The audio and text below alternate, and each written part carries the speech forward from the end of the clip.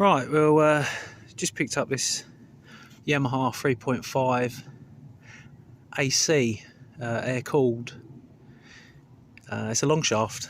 It's not really suitable for my rib, but at that price, about what do we say, about 55 quid, I think. It's worth it just to mess about with. We've got neutral and forward, like I say, air cooled, so no worries about it pumping water. It looks like a reasonably good engine. I've got to see if it will do a start as it stands.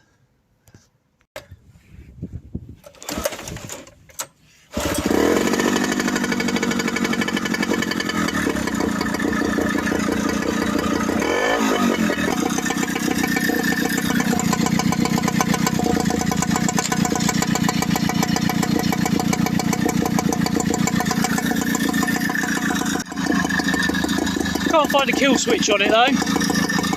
Don't believe it's got a kill switch. But luckily enough I put this on there.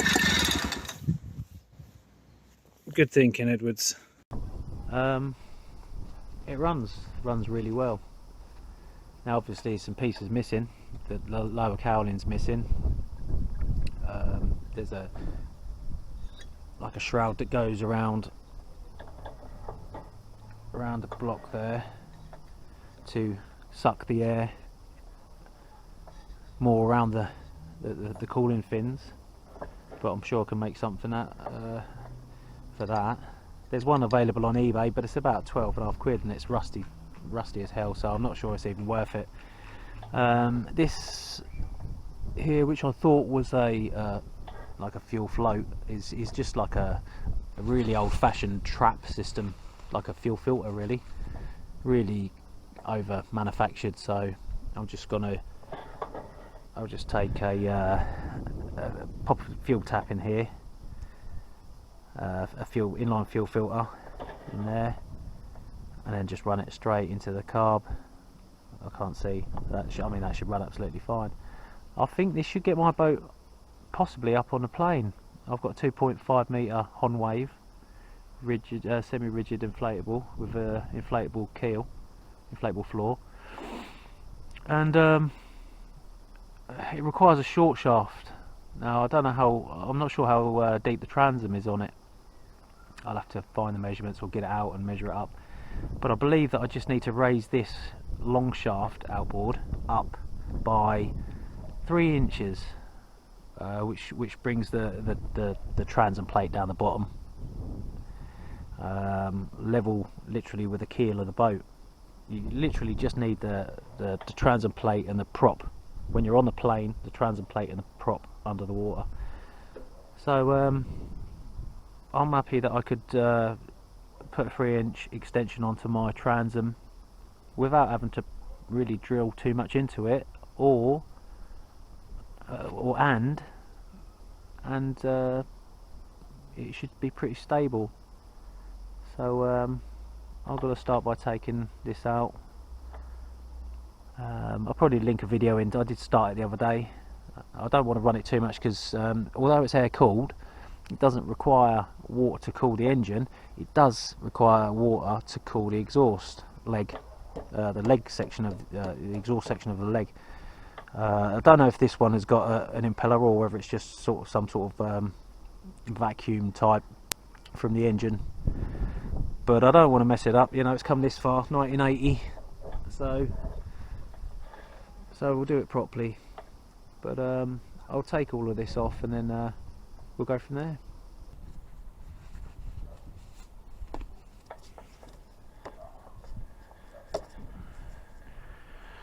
Alright, so that's the one that goes into the back of the carb. Sorry for the wobbling around. What have we got up here?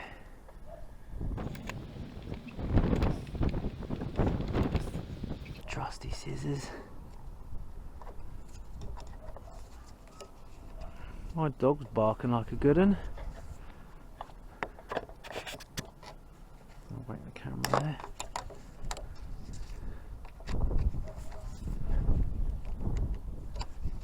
fuel coming out of there. Smells a bit manky.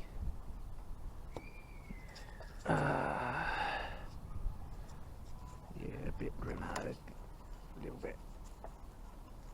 Okay, so fuel supply.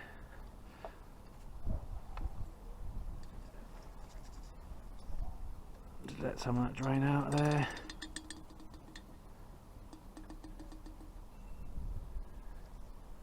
I do love the smell of petrol. So that's all that off. Now,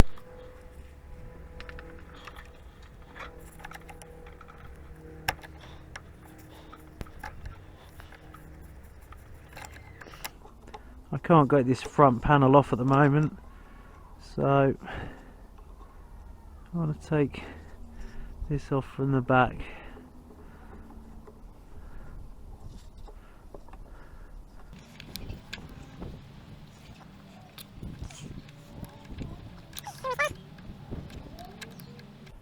Couple more turns. I don't want to drop these screws because what's below me, I'll never find them.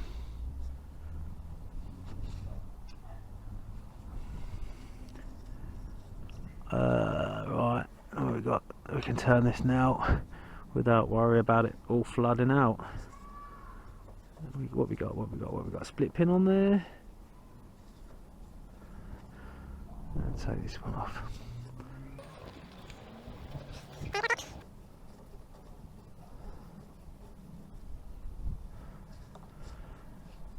Stay in there. Right.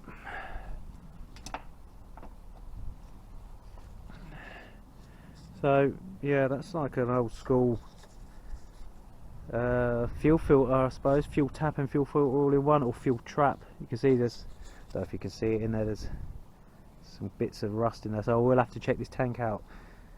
This is that whole thing is the tank, the whole top bit. Oh, it's petrol coming out there.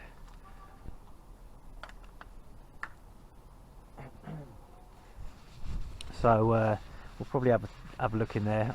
It didn't sound too rusty, reasonably clean. I'll have a fuel filter and carry spares anyway. So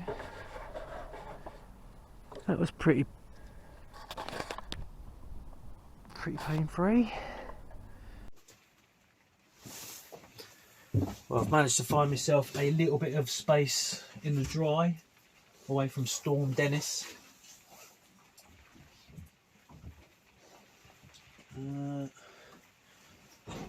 So we get this on here.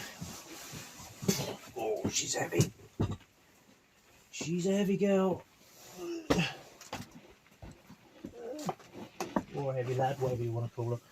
Yeah, bloody engine. Right, that'll do me. Yeah, I can sit down and work on that, no worries.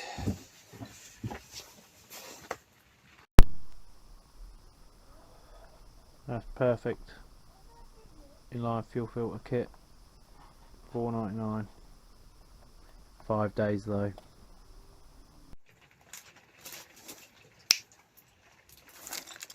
Magic! Whoops. Oh, where's the fuel filter gone? There it is, that's it. Alright, so yeah, so we've got new fuel line, reasonable quality. Stop rustling this packet. New fuel line, reasonable quality. Fuel filter, a bit Mickey Mouse by the looks of it. But no offence to Mickey Mouse, obviously, because I'm not sure where that term come from. Because I think he's a pretty sound bloke, really. So yeah, this cheap fuel filter, which I'm not going to rely on, so I'll get some decent ones, but it'll do for now. Stop that from leaking. I keep looking over here, thinking the camera's over here for some reason. It's over here. But there you go. And a fuel tap. Let's have a look at the fuel tap. Oh, tipping out all the rings. Reasonable quality fuel tap. Little aluminium thing. I think this was $4.99. Oh, that's a bit stiff. a little bit Mickey Mouse. Oh, sorry, Mickey. Well, it'll do. It'll do for now. So $4.99 for doing for now. It'll do.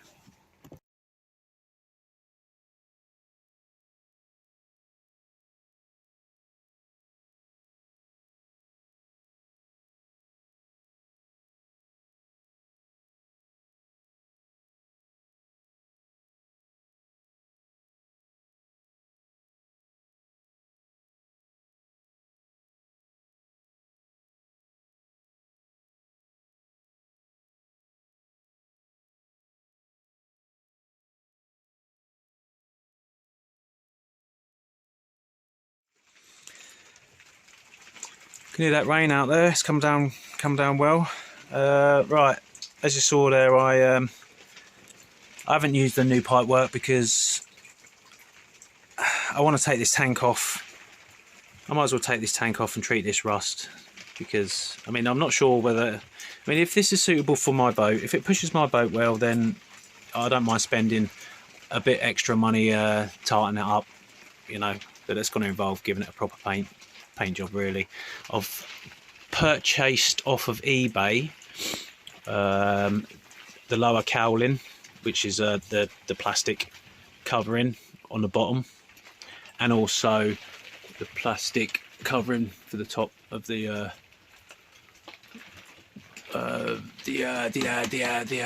pull cord. So yeah, whack that on there. I know that's going to hold fuel. I know that the carb is fine. It doesn't. A lot of the times these do gum up, and the needles get stuck open, and you know, they drip fuel constantly. It's half the reason I think they probably banned two-stroke use on fresh water.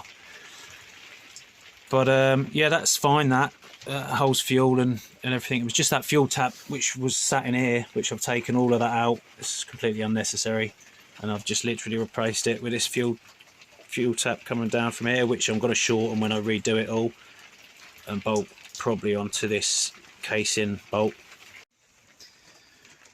Although that looks a bit ropey on the surface, that tank, I think most of that's just where it's been knocked or fuel's been spilt on and worked its way through the lacquer and the paint, and the rust has set in. I mean, have a take a look inside the fuel tank itself. Get that out. And it's remarkably clean in there. Like, look at that. Get on that side.